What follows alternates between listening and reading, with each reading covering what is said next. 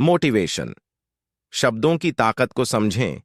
यह बदल सकते हैं आपकी दुनिया। शब्द हमें बना देते हैं या मिटा देते हैं। बस चुनाव हमारा ही होता है कि हम किस तरह के शब्दों का उपयोग हमारी जिंदगी में करते हैं।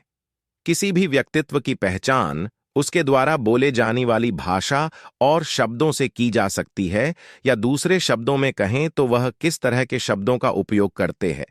इससे उस व्यक्ति के व्यक्तित्व का पता लगाया जा सकता है। शब्द हमें बना देते हैं या मिटा देते हैं। बस चुनाव हमारा ही होता है कि हम किस तरह के शब्दों का उपयोग हमारी जिंदगी में करते हैं।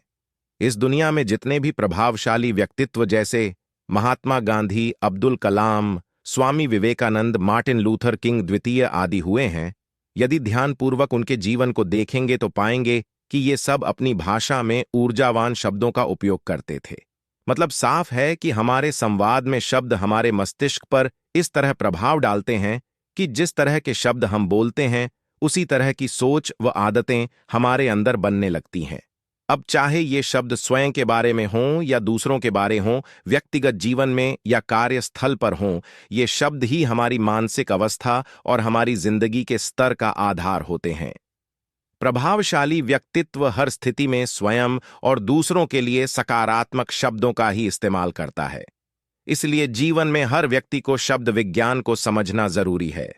हमारे विचार ही हमारा स्वभाव बनते हैं, यानी कोई भी भाषा या शब्द सबसे पहले हमारे दिमाग में पनपती है। इसका मुख्य स्रोत हमारे विचार होते हैं।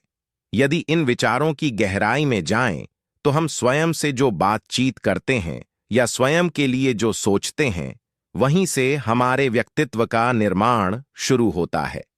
लेकिन ज्यादातर लोगों की स्वयं के बारे में ही सोच नकारात्मक होती है और उन्हें अपनी क्षमताओं पर संदेह होता है।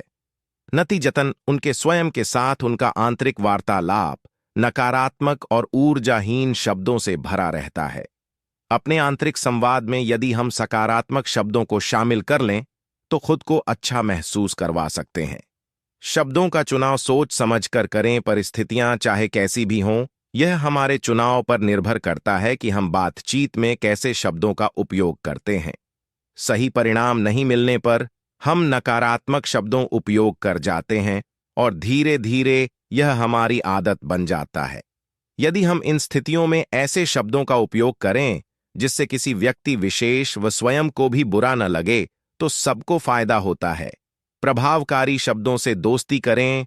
यदि हम हमारी जिंदगी में स्वयं और दूसरों के साथ बातचीत करते वक्त कुछ ऐसे शब्दों को शामिल कर लें जो संभावनाओं व सकारात्मकता से पूर्ण हो, उम्मीद व प्रेरणादायक हो, तो हम पाएंगे कि हम स्वतः ही अपने दिन को ऊर्जावान बनाते जा रहे हैं और प्रत्येक दिन सकारात्मकता की कहानी बनता जा रहा है।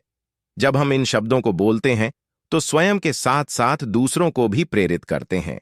और यह करने का आसान तरीका है कि अपने आप से एक सवाल करें कि जो भी विचार, सोच या शब्द अभी हम सोच रहे हैं या बोल रहे हैं, क्या वह मुझे और दूसरों को प्रेरित करते हैं।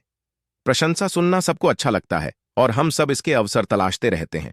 और पाया गया है कि वास्तविक सराहना हमारे दिमाग के एक खास हिस्से को सक्रिय करती है जो कि डोपामाइन हार्मोन के लिए जिम्मेदार होता है, और जब यह हार्मोन बनता है तो हम खुश महसूस करते हैं। अब हमारी प्रशंसा कोई करे यह हम तय नहीं कर सकते, लेकिन यह अवसर हमारे पास हमेशा रहता है कि हम अन्य लोगों की सकारात्मक सराहना करें।